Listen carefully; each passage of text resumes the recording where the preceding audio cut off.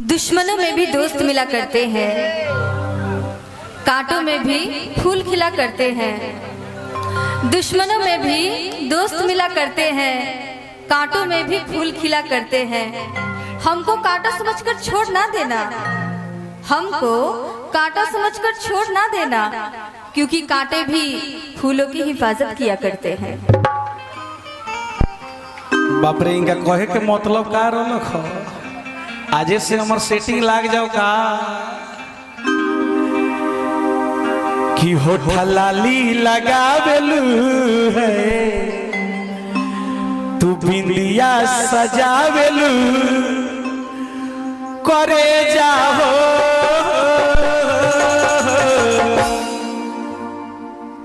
दिल धड़का दिल बड़ी तू आज करे जाओ दिल धड़कावेलू, तू सबके पागल बनावेलू, करे जाओ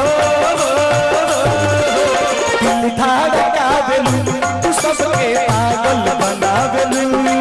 होठा लाली लगावेलू, बिंदिया सजावेलू, होठा लाली लगावेलू, बिंदिया सजावेलू, करे जाओ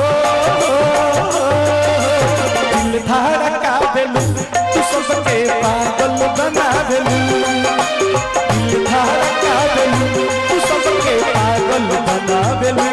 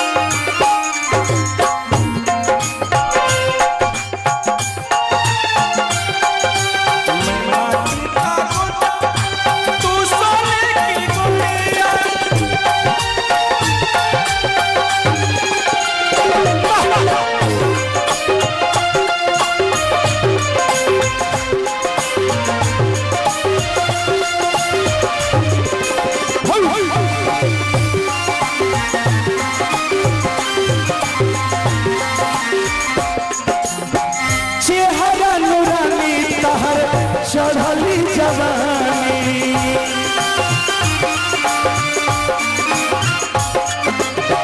लड़कन के बढ़ल जाता देखी परेशानी,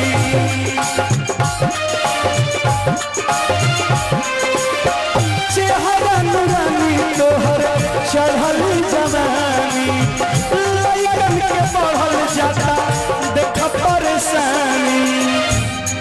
जब पायल बजावेलू, पायल बनावेलू, पायल बजावेलू, पायल बनावेलू, करे जाओ